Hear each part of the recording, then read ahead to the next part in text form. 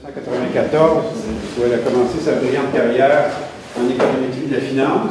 Elle est maintenant professeure titulaire et au département de finance, assurance et immobilier de l'Université Laval. Elle est aussi titulaire de la chaire RBC en innovation financière. Sa recherche apparaît dans les meilleures revues de notre profession, par exemple dans le Review of Economic Studies, Journal of Econometrics, Journal of Applied Econometrics. Et puis aujourd'hui, Martha va nous parler du prix du risque. Voilà. Merci Phil. D'abord, je voulais vous remercier. Je suis très honorée d'être la présidente de la Société canadienne de sciences économiques. Et aujourd'hui, je vais vous parler du prix du risque dans un contexte particulier d'une approche qui est robuste à l'identification. Ce sont des travaux conjoints avec, d'une part, Jean-Marie Dufault, qui était un collègue et un co-auteur inespéré, Linda Calaf, qui est ici. Linda, qui, si on dit que le monde a besoin de plus de Canada, moi, je ne sais pas, mais je peux vous dire que le monde académique a certainement besoin de plus de Linda Calaf. Et j'étais très heureuse de travailler avec elle pendant ma carrière.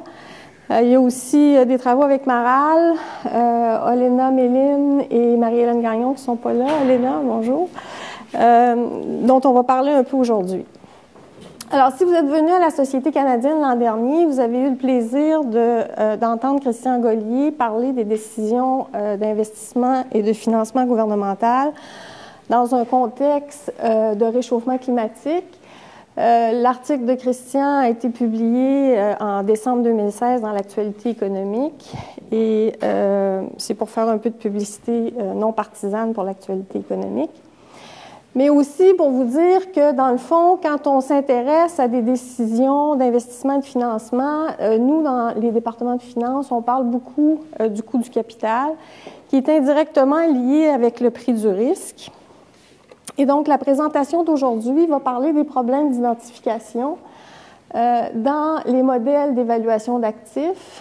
Et ça a deux implications importantes dans la littérature. La première, c'est d'amener une meilleure compréhension des sources de risque pour éventuellement faire un meilleur calcul du coût du capital pour ultimement des meilleures décisions de financement et d'investissement. Okay? Donc, dans un contexte très large. Et ce qu'on va faire ici, c'est qu'on va travailler à identifier les sources de risque qui affectent les primes de risque à l'équilibre et qui nous aident aussi dans notre démarche à détecter la mauvaise spécification d'un modèle. Alors, si on part du début de la science financière, on a le classique, le modèle du CAPM à un facteur, qui est basé sur le principe de la diversification de portefeuille et dans lequel on dresse un lien entre la prime de risque individuel d'un actif et la prime de marché, avec le fameux bêta, qui est indiqué ici, bêta I, qui dresse le lien finalement entre la prime de risque d'un actif individuel et celle du marché. Okay? Alors, ce modèle-là, qui a été développé par Traynor, Sharpe, Littner, Mawson dans les années 60, a mené à plusieurs tentatives de tests empiriques. Si je vous fais un petit topo de où on est parti, c'est dans une première étape, dans ce qu'on a fait des estimations en coupe transversale. C'est-à-dire que dans ces modèles d'estimation, ce qu'on voulait faire, c'était régresser la prime de risque individuelle sur le bêta du titre. Okay? Et ce que ça impliquait, ça, c'était de constater si lambda, le coefficient associé au bêta des différents actifs, était positif et statistiquement significatif. Et où lambda, ici, est le prix du risque, ce dont je vais vous entretenir particulièrement aujourd'hui. Le problème ici, c'est que le bêta I est inconnu. Il faut d'abord l'estimer dans une première étape. Okay?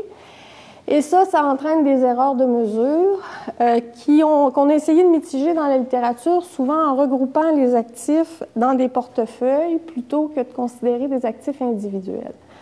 Alors, si on remonte au tout début, on a Black, Jensen et Scholes en 1972 et plus récemment, le papier de Llewellyn, Nagel et Shankin qui, en 2010, fait un constat de où on se trouve quand on fait une estimation en coupe transversale du fameux modèle à un facteur du CAPM. En parallèle à ça, il y a Jensen en 1968 qui s'est intéressé à l'idée de tester la performance des gestionnaires de fonds ou des fonds mutuels. Et Jensen, ce qu'il a fait, c'est qu'il a régressé en série chrono la prime de risque des actifs individuels ou des fonds mutuels sur la prime de risque du marché. Il disait si la prime de risque de marché multipliée par le bêta est suffisante pour évaluer la performance d'un agent, bien, il faudra que l'intercept alpha I soit égal à 0. C'était notre a priori. Alors, Jensen avait fait ça dans un contexte, lui, d'évaluation de performance, et Gibbons a repris son idée en 1982. Ça a été la première personne à tester le modèle du CAPM dans un contexte de série chronologique. Et Gibbons, lui, a repris la même idée de performance anormale en disant, bien, si le modèle d'évaluation d'actifs est complet, il faudra qu'à travers les actifs I, l'intercept soit égal à 0 pour tous les actifs dans notre système d'équations multivariées. McKinley, en 1985, a repris les travaux de Gibbons, et Gibbons, Ross et Shanken également, et eux, ce qu'ils ont fait, c'est qu'ils ont développé des statistiques qui étaient correctes en échantillon fini pour tester, justement, l'a priori de l'intercept égal à 0 à travers les actifs. Mais ils ont fait ça dans un contexte où ils avaient besoin de l'hypothèse de normalité sur les résidus dans le modèle de régression, et on sait en finance que l'hypothèse de normalité est une hypothèse qui est très restrictive, parce que les séries financières ne suivent pas de rendements normaux. Alors, tout en travaillant dans cet esprit-là avec Linda et Jean-Marie, avant, je vais vous dire aussi que parallèlement, s'est développée une littérature par Ross en 1978, où on parlait d'Arbitrage Pricing Theory, donc l'APT. Et ici, l'idée, c'était qu'un facteur n'est peut-être pas suffisant, basé sur le concept de diversification, comme dans le modèle du CAPM, et qu'il y aurait peut-être lieu d'avoir des composantes communes et spécifiques, par exemple, à travers les industries, pour expliquer la prime de risque des titres individuels. Et ici, on a FIT, qui est un facteur I mesuré au temps T, qu'on aime avoir de moyenne 0. Et on note que les facteurs, idéalement, dans ce modèle théorique-là, sont indépendants les uns des autres et des termes d'erreur, ce qui, économétriquement, peut poser des problèmes. Ce n'est pas une littérature qui a connu un engouement très fort au départ. On a fait de l'analyse en composantes principales et on se trouvait à extraire des facteurs auxquels on ne pouvait pas nécessairement associer un sens économique. Et les gens n'aimaient pas la subjectivité dans les facteurs qui pouvaient être dressés empiriquement. Donc, c'est une littérature qui était un peu vivotante. Jusqu'en 92-93, quand Fama et French sont arrivés et ont dit, nous, on ouvre la porte à des facteurs qui sont basés sur la caractéristique des firmes. On a dit, le bêta est mort et maintenant, on peut utiliser des modèles à facteurs. On pensait déjà à cette époque-là, dans l'esprit de l'APT, à des facteurs macroéconomiques. Le papier le plus connu, c'est celui de Chen, Roll et Ross en 1986. Mais on a apporté aussi l'idée de facteurs comportementaux, donc par exemple le herding, l'effet grégaire, ou de microstructure, les effets de liquidité, donc les facteurs de liquidité qui ont été introduits par Pastor et Stambo en 2003. Tout ça s'adresse à la question de si on va vers des modèles où on pense qu'on a besoin de plusieurs facteurs. La question, c'est quel facteur et combien. Alors, Campbell, Liu et Zhu, eux, en 2016, suite à un terme assez long de John Campbell comme éditeur du Journal of Finance, recensent dans la littérature plus de 300 facteurs. C'est-à-dire qu'avec l'article de Fama et French, les deux papiers en 92 et 93, la littérature financière s'est mise à générer des facteurs qui étaient tous plus susceptibles les uns des autres d'expliquer le pricing. Et tantôt, Louis disait, on a je ne me rappelle plus du terme, mais plusieurs chocs qui mènent à des facteurs, à des problèmes d'identification. Mais dans la littérature financière, on est au même point, c'est-à-dire qu'on a une panoplie de facteurs. Puis là, la question, c'est Et là, quels facteurs il faut inclure et qu'est-ce que c'est l'impact de cet ensemble de facteurs-là sur les modèles dont on sert. Alors, Campbell, Liu et Zhu, eux, prêchent pour une approche qui est basée sur un cadre de tests multiples et ils disent, bien maintenant, quand on se compare avec les années 60, 70, où on avait à ce moment-là de premiers efforts pour tester le modèle du CAPM, on avait une T statistique à hauteur de 2. Maintenant, on devrait avoir un seuil de significativité plus élevé et une statistique associée à ça de 3 plutôt que 2 pour nommer un facteur comme étant important. Tout ça pour en arriver à ce que je veux vous présenter aujourd'hui sur le prix du risque, qui découle d'un papier que j'ai écrit conjointement avec Linda et Jean-Marie, où on a un nombre important de facteurs qu'on met en opposition avec la qualité du fit du modèle, c'est-à-dire que si on a plusieurs facteurs, il y a peu de chances d'avoir un biais par omission, mais par contre, en contrepartie, on augmente les problèmes d'identification. Donc, ce qu'on va faire ici, c'est on va développer une approche qui va nous permettre d'évaluer si l'information qui est contenue dans un facteur est importante ou non pour l'évaluation d'actifs, en mettant en lumière les problèmes d'identification s'il y a lieu. Et quand on parle d'identification dans un modèle d'asset pricing, il y a 2 problèmes particuliers avec lesquels on est concerné. Le premier, c'est d'avoir des bêtas qui seraient proches de 0. Si les bêtas sont proches de 0, on ajoute des facteurs supplémentaires, mais le fait que le coefficient bêta soit près de 0, ça engendre des problèmes d'identification potentielle.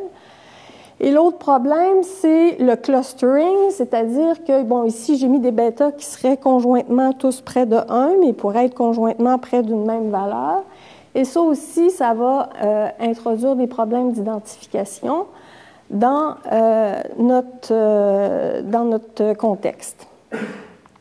Alors, ce qu'on a essentiellement et ce qu'on est capable de mettre en valeur dans notre approche, c'est que les fonctions objectives peuvent être presque plates et ça, c'est difficile à détecter avec des méthodes standards, traditionnelles. Donc, ici, ce qu'on va faire, c'est qu'on va inverser un test qui va être robuste aux problèmes d'identification. C'est-à-dire que l'incertitude autour de l'estimation va être mesurée de façon précise, que les facteurs soient redondants ou non, ou que les bêtas estimés soient près de 0 ou en cluster. Okay? Donc ça, c'est le cadre un peu plus formel ici qu'on va développer. Vous avez la première équation, vous avez le rendement de l'actif I, qui est régressé sur une constante plus une matrice, T par K d'observation sur Q facteur, pas T par K, T par Q, pardon.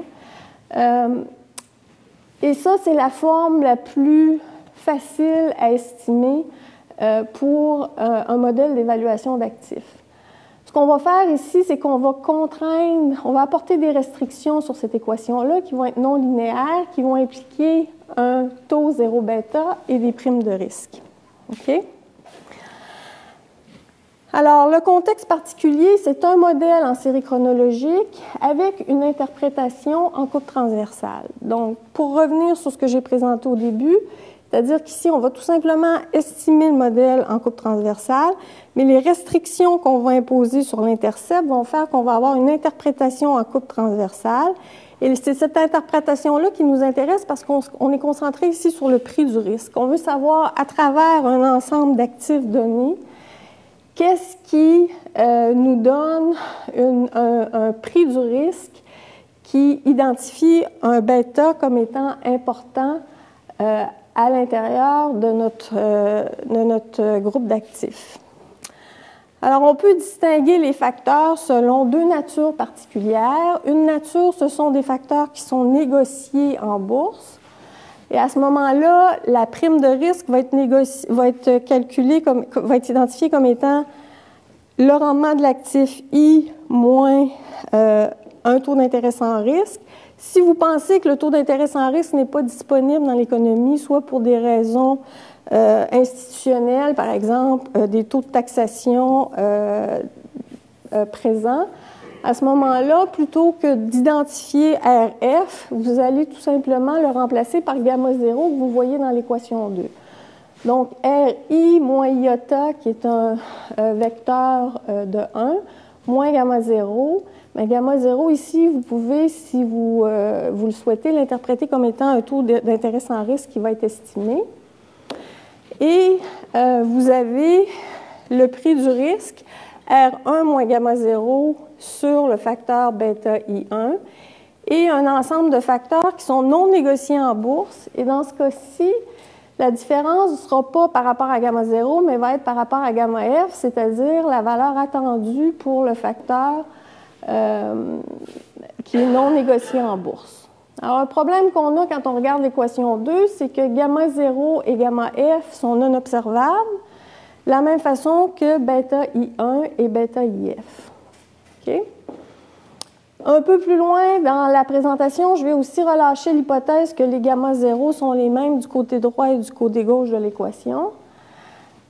Et on va faire un test là-dessus également. Et je vais vous présenter de l'évidence empirique un peu plus tard. Alors, ce qu'on peut faire, finalement, c'est, pour avoir notre interprétation en coupe transversale sur les coefficients, sur le prix du risque R1 moins gamma 0, par exemple, il faut que j'impose une restriction sur les alpha I ici pour pouvoir estimer mon équation 1 en série chronologique, mais avoir une interprétation en coupe transversale que je vais pouvoir utiliser. Alors, la restriction dont j'ai besoin, c'est celle qui est ici, l'équation 3. OK? Et en fait, l'équation 3 va me servir d'hypothèse nulle que je vais tester à partir de mon modèle estimé de l'équation 1 et qui va... Et ce qu'on voit ici, c'est que cette restriction, cette hypothèse H0 que je vais tester, dépend des gamma 0 et des gamma F. OK? Alors, une caractéristique importante ici de l'approche, c'est qu'on a un traitement conjoint des facteurs de façon simultanée plutôt que par des proxys individuels. Et je vais vous présenter de l'évidence empirique sur trois applications. Une qui est l'économie américaine, une qui est un test d'intégration dans les marchés internationaux et un troisième qui est sur les obligations de catastrophes naturelles, en utilisant ce cadre-là, okay, pour voir comment le prix du risque se comporte dans différentes classes de modèles. Okay? Alors, maintenant, pour tester la significativité du prix du risque, donc ici, pour tester si R1 moins gamma 0, qui est mon prix du risque, est statistiquement significatif. La même chose pour le prix du risque de mes facteurs supplémentaires.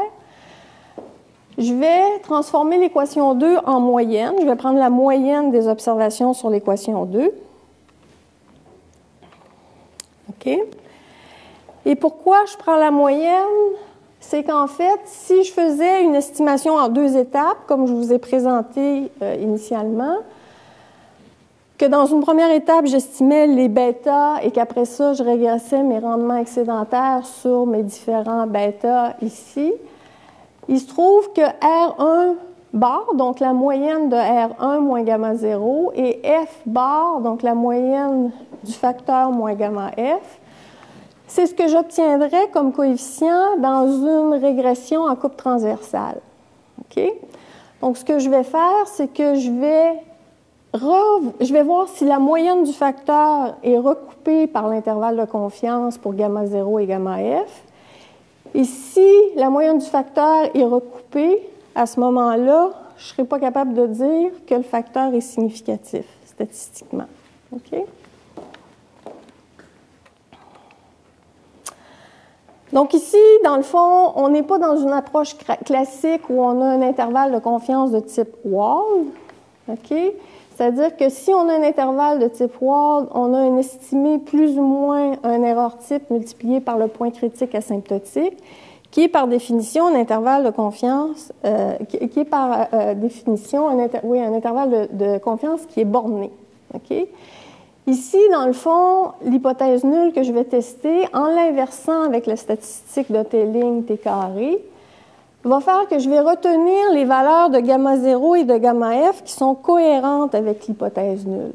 OK? Et en faisant ça, on généralise les résultats de Beaulieu-Dufour-Calaf en 2013, où on avait un modèle à un seul facteur. Ici, on est capable de le généraliser à plusieurs facteurs, dont certains sont des facteurs de marché et d'autres sont des facteurs qui sont non négociés en bourse. Okay? Donc ça, c'est la fameuse statistique de Telling qui dépend ici de θ et de phi. Dans θ, ce que j'ai, c'est mon gamma 0 et mon gamma f. Et dans phi, ce que j'ai, c'est la différence entre gamma 0 et gamma c, telle que définie dans l'équation 2 antérieurement. Okay? Donc, on peut montrer que la statistique de Telling suit une distribution de Fisher avec taux n et n degrés de liberté, où n, c'est le nombre d'actifs, donc le nombre d'équations du côté gauche de l'équation.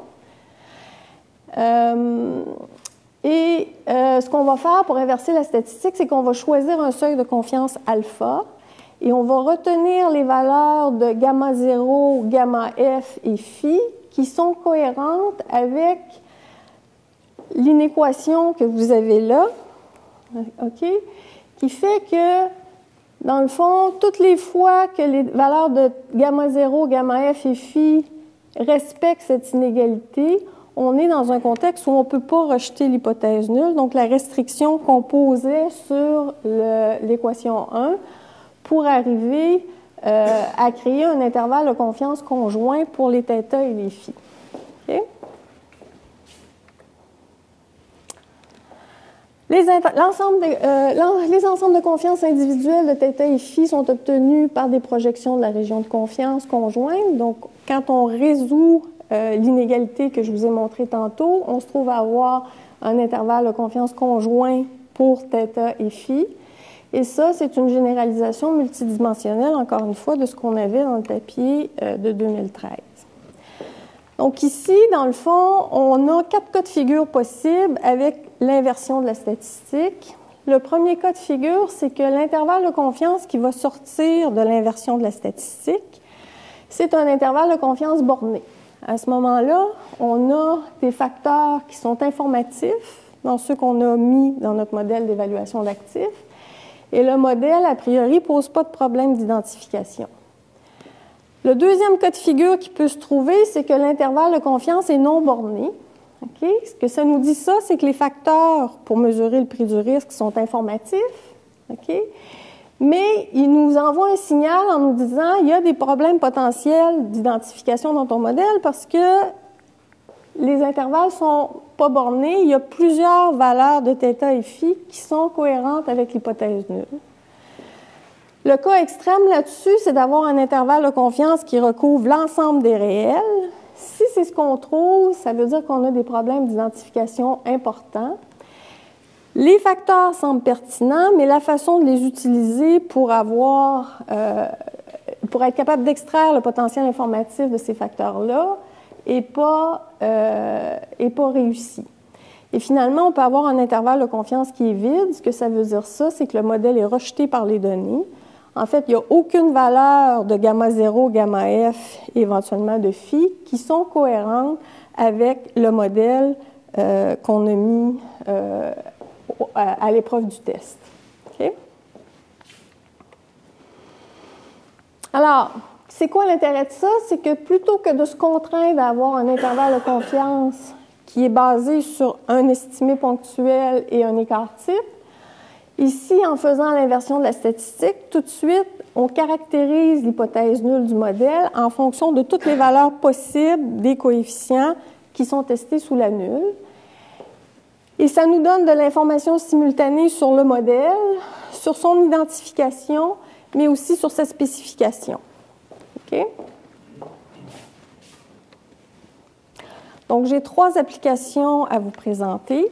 La première, c'est pour l'économie américaine. Donc, c'est un modèle d'équilibre général où on veut finalement mesurer le prix de différents facteurs de risque. On a ici 12 portefeuilles industrie et on a testé une panoplie de facteurs. Le facteur de marché, le facteur de taille, le book to market, le momentum. Ce sont les nouveaux facteurs qui sont mis de l'avant aussi pour la profitabilité et l'investissement par Fermat et French. Et on a des données qui sont tirées de 1961 à 2010. Donc, dans sa forme la plus large, le modèle qu'on teste, c'est celui dans lequel on a le prix du risque pour un facteur de marché, qui est donné ici, et le prix du risque pour un ensemble d'autres facteurs dont je vous ai dressé la liste antérieurement. Ici, dans le fond, on pose que gamma C n'est pas nécessairement égal à gamma 0. Ça pourrait être le cas si on pense qu'on a une erreur de mesure sur le portefeuille de marché. Dans la littérature financière, on revient souvent sur le fait que le portefeuille de marché est un concept intéressant, sauf qu'empiriquement, il est difficile à mesurer. Et si effectivement il y a une erreur de mesure, je vais faire un peu de publicité pour un papier avec Linda Maral et Olena, et qui va être présenté à la Société canadienne demain, où on instrumente pour essayer de corriger pour le problème d'erreur de mesure. On va aussi présenter de l'évidence empirique dans le cas où gamma 0 est le même des deux côtés de l'équation. Et ça a l'air anodin, mais vous allez voir, ça change la donne empiriquement. Donc, il y a énormément de résultats dans nos travaux. J'ai fait un petit échantillonnage pour vous donner une idée de comment est-ce que ça se comporte. Alors, ce que vous avez ici, c'est la moyenne du marché sur les différentes sous-périodes, F bar. Vous avez la même chose pour la moyenne du facteur de taille et la moyenne du facteur book to market. Et ici, vous avez un échantillonnage assez complet du type de résultat qu'on retrouve. Donc, de 61 à 70, vous voyez que la moyenne du facteur de marché n'est pas recoupée par l'intervalle de confiance du marché, ce qui veut dire que, compte tenu que l'intervalle de confiance est borné et fermé, le facteur de marché sur la période 61 à 70 est pricé. Okay? Et vous avez la même évidence pour le facteur de taille et le facteur de book to market. Donc ça, ce sont le type de résultats que Fama French présentait, où ici, on a 3 facteurs importants pour mesurer le risque et où le prix du risque pour chacun de ces facteurs-là, en coupe transversale, est statistiquement significatif. Par contre, de 71 à 80, là, on a pour les intervalles de confiance du marché, du facteur de taille et du facteur book to market, des ensembles vides. Ça veut dire que sur cette sous-période-là, le modèle est rejeté. Il n'y a aucune valeur de gamma 0 et de gamma F, okay, qui est cohérent avec l'hypothèse nulle qui est la restriction qu'on impose sur l'équation 1. Par contre, si vous allez de 81 à 90, vous voyez que vous avez des intervalles de confiance non bornés, okay, mais qui quand même ne recouvrent pas la moyenne du facteur qui est ici, c'est-à-dire que sur cette période-là, le facteur de marché est pricé. Mais le facteur de taille, lui, n'est pas identifié. En fait, tous les facteurs, toutes les valeurs des réels sont cohérentes avec le prix du risque sur cette période. Et pour le book to market, vous avez un intervalle qui est non borné également et qui montre que le facteur book to market est quand même statistiquement important. OK? Donc, un peu d'hétérogénéité ici. Si par contre, on relâche l'hypothèse que gamma 0 est le même de chaque côté de l'équation, ce que vous voyez, c'est qu'on a un modèle qui est relativement identifié dans son ensemble, mais pour lesquels le prix du risque du facteur de taille et du facteur book to market n'est pas statistiquement significatif. Okay? En fait, dans ce modèle-là, c'est le modèle de marché qui prend du galon sur presque toutes les sous-périodes. Le facteur de marché, son prix du risque est statistiquement significatif. Donc, le message qu'on envoie ici, c'est que si vous avez un problème d'identification et que vous avez des contraintes qui sont trop rigides sur le modèle que vous essayez de tester, c'est possible que vous trouviez des facteurs qui apparaissent significatifs, alors qu'au fond, c'est le facteur de marché qui semble le facteur prédominant ici. Si je vous amène maintenant dans le modèle à l'international que j'ai fait avec Marie-Hélène Gagnon et Linda, à ce moment-là, ici, puis je vous épargne les détails, mais je voulais juste vous montrer que si vous êtes à l'intérieur d'un cadre où vous avez des facteurs domestiques et vous avez des facteurs globaux, bien là, vous avez beaucoup de facteurs et vous avez beaucoup de prix du risque potentiel. Et là, les résultats qu'on a sont ici. Okay? Et ce que vous voyez, c'est que là-dedans, on est dans le même contexte que Louis tantôt, il n'y a rien d'identifié ici. Okay?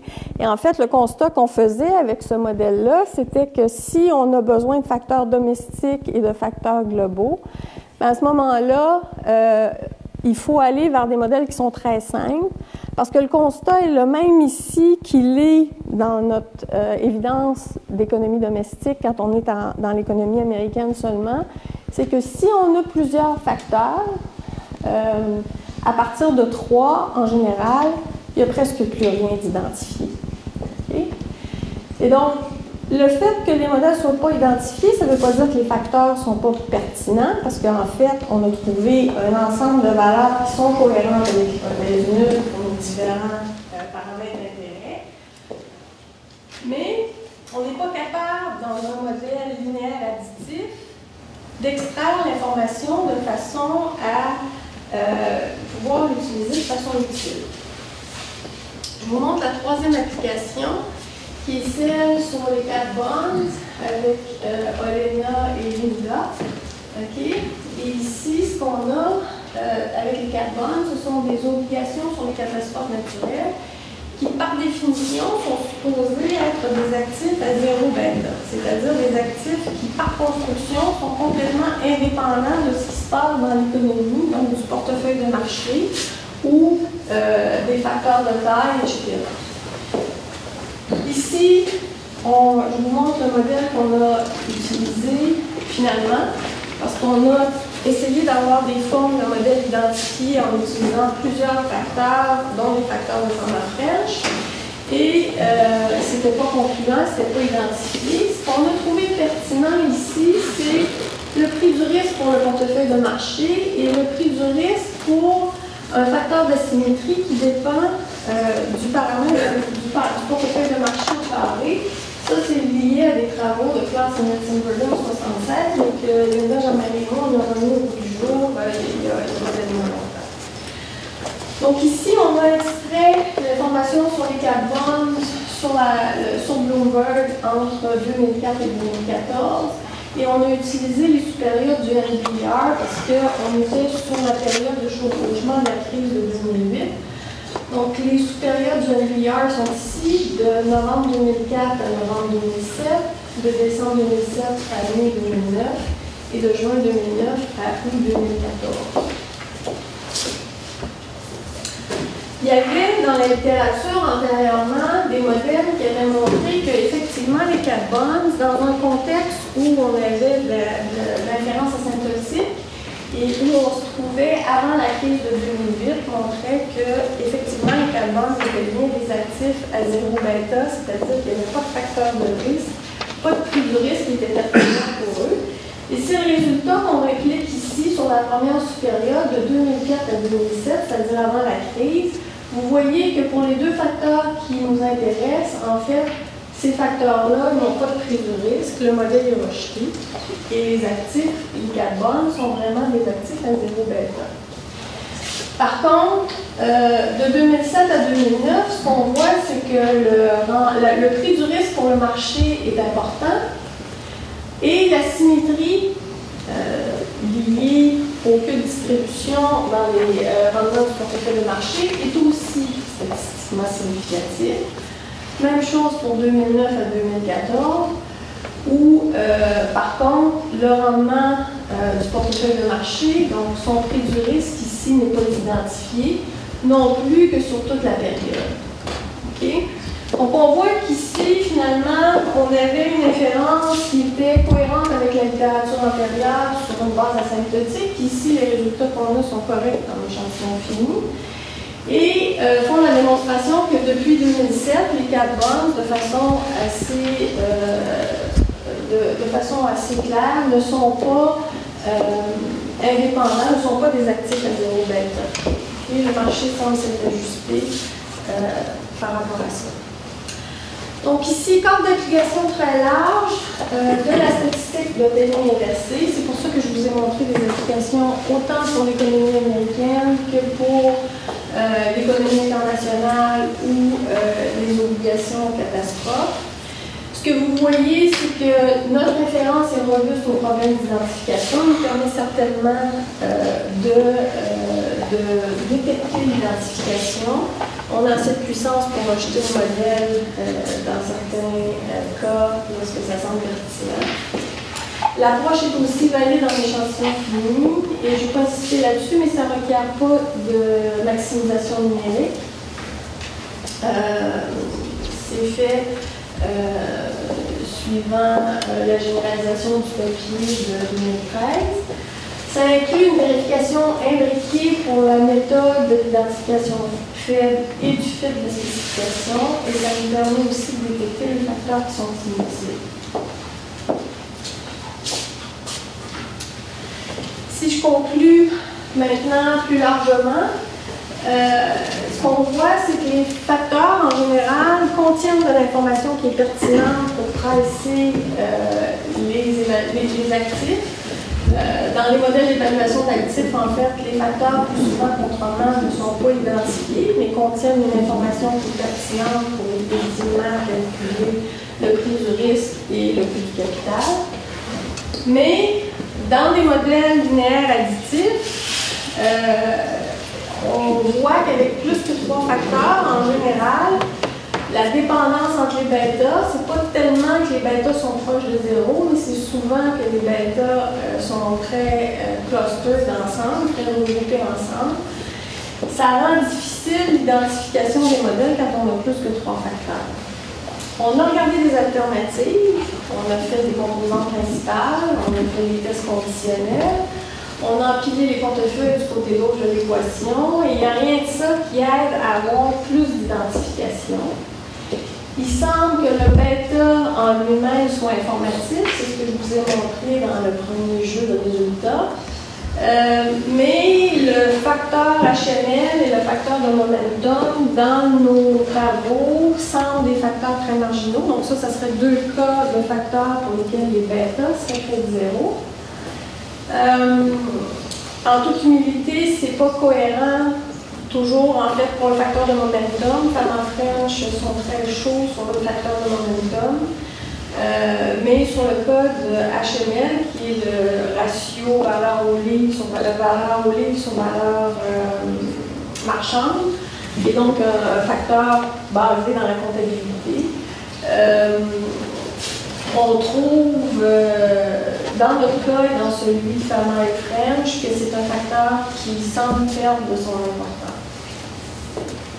Pour terminer, j'ai regardé dernièrement une vidéo dans laquelle Fama discutait avec Taylor, Taylor étant un grand comportementaliste en finance. Et ils discutaient ensemble de la valeur des modèles d'évaluation d'actifs et de l'hypothèse de la rationalité des marchés. Et ce que Fama disait, c'est pas que l'information qu'on a n'est pas pertinente, mais c'est qu'il faut voir à la réorganiser. Et c'est là-dessus qu'on travaille en ce moment avec une nouvelle journaliste, c'est-à-dire qu'on se rend compte que les problèmes de dimensionnalité, et on entre, on le sait, dans l'ère du big data, ces problèmes-là vont devenir de plus en plus importants, c'est-à-dire qu'on est abreuvé de facteurs, comme on l'a vu, on est abreuvé aussi de données, nos capacités computationnelles sont grandes. La question qui va se poser, c'est comment est-ce qu'on peut tirer parti de cette information-là dans un contexte où il faut quand même s'assurer d'être capable de dire les bonnes choses, compte tenu que, par exemple, pour le prix du risque, cela mène à des décisions qui sont prises par le gouvernement pour les entreprises sur si on doit ou pas investir ou financer des projets dans l'économie générale. Voilà.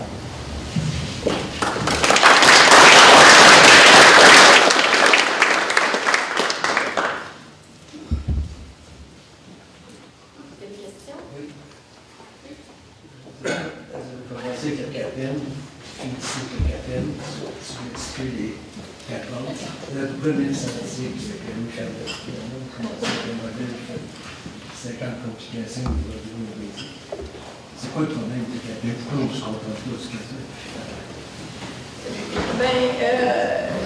Je pense, entre autres, dans les travaux qu'on a fait à l'international, c'est la conclusion à laquelle on a été. On disait un modèle du CAPEM à l'international, c'est suffisant. On a des bases théoriques et c'est le facteur qui domine. À partir du moment où on rentre dans l'arbitrage de quel facteur domine les autres, à ce moment-là, si on utilise des modèles traditionnels, on ne verra pas du tout sur l'identification et on va prendre finalement des décisions sur de référence des fallacieuses dans les deux cas. Et dans ce contexte-là, je pense que le modèle du CAPEM, effectivement, va probablement être, devrait être de faire balance de plusieurs de ces modèles d'évaluation. Il en demeure pas moins qu'empiriquement, il y a plusieurs anomalies qui ont été détectées avec le modèle du CAPEM, mais de là à dire qu'il faut des modèles à facteurs avec plusieurs facteurs, moi, c'est le là que je pense que la littérature doit. Qu'est-ce que ça peut être un problème? Là, on a une équation linéaire très simple, en termes d'erreur, tout ça. Vous n'avez pas reçu un orage, je pense? Non, on est capable de montrer que c'est robuste à la. Mais est-ce que le fait d'avoir une simple spécification linéaire moi, je pense qu'une partie de la solution est là, c'est-à-dire que si on juge, parce que quand on a un modèle linéaire additif, c'est qu'on pense que tous les facteurs sont potentiellement, ont potentiellement le même rôle à jouer. Et empiriquement, c'est pas là qu'on est, c'est-à-dire qu'on se rend compte qu'il y a beaucoup de dépendance entre les facteurs, donc il faudrait trouver une façon d'intégrer, peut-être de façon non linéaire, ou en tout cas en changeant les pondérations. Mais là aussi, on rentre dans une zone d'arbitraire. La solution, je l'ai pas. Pour revenir sur la discussion entre Fama et Taylor, vous semblez avoir lu, mais c'est de la littérature de finance et de macro, qui essaie de voir dans quelle mesure il y a des investisseurs qui sont sentimentaux ou irrationnels. Et normalement, l'hypothèse de marché efficace les élimine, en tout cas le pricing est juste. Il y a des phases pour lesquelles c'est très difficile de parier contre ces investisseurs en période d'exubérance. Et ça doit créer beaucoup de variance. Et peut-être ça peut contribuer au fait que, au moins sur certains champions, certaines périodes, c'est très difficile d'identifier en fait les facteurs. Il y a quelque chose qui va créer du bruit, que ce bruit ne peut pas être éliminé. C'est ça. Donc, il y a d'une part les erreurs de mesure. Donc, on a parlé un peu. Ces erreurs de mesure-là vont faire qu'effectivement, il va y avoir un bruit autour des estimés qu'on essaie d'extraire. Ça, c'est une chose. L'autre chose, c'est, je pense,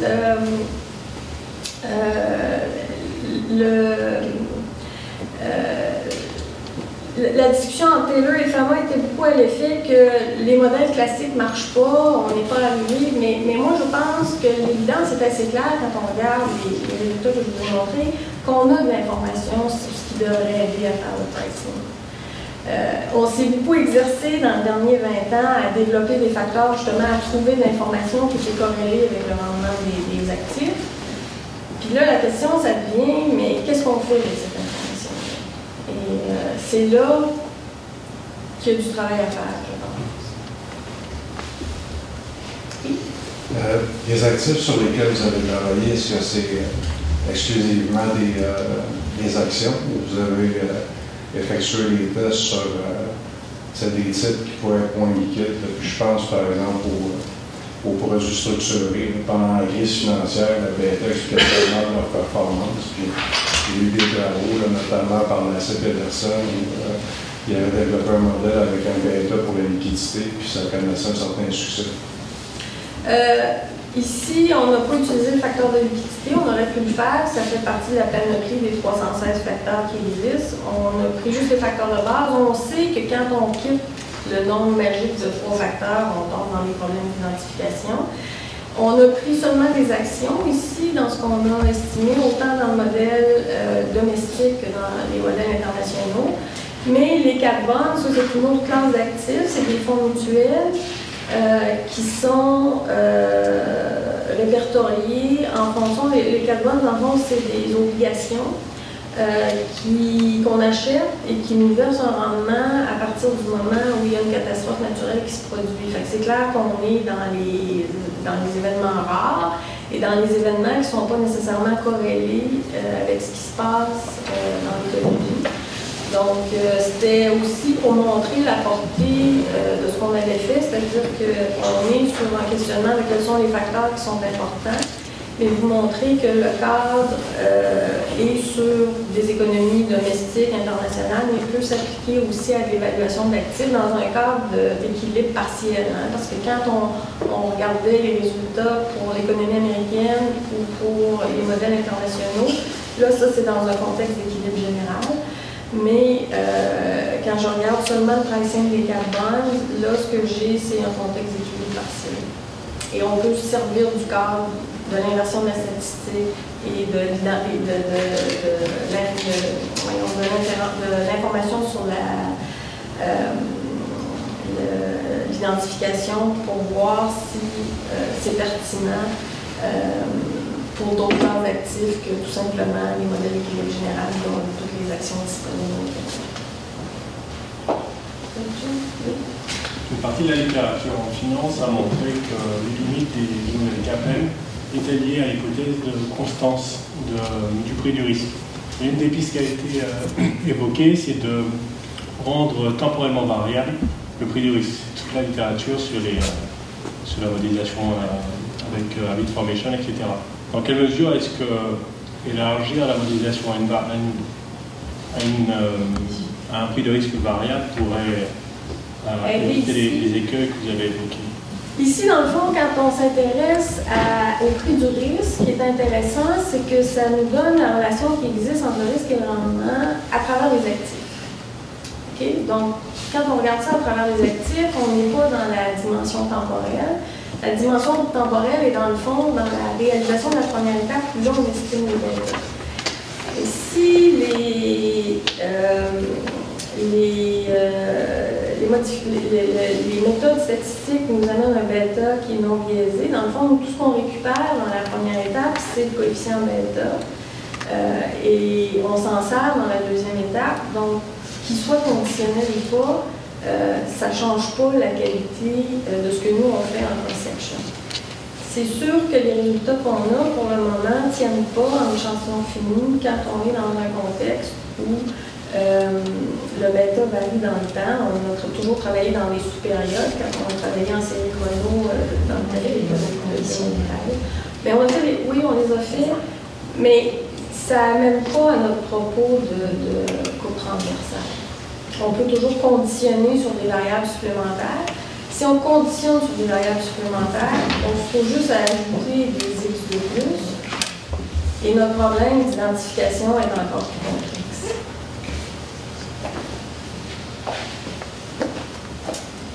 Plus de questions?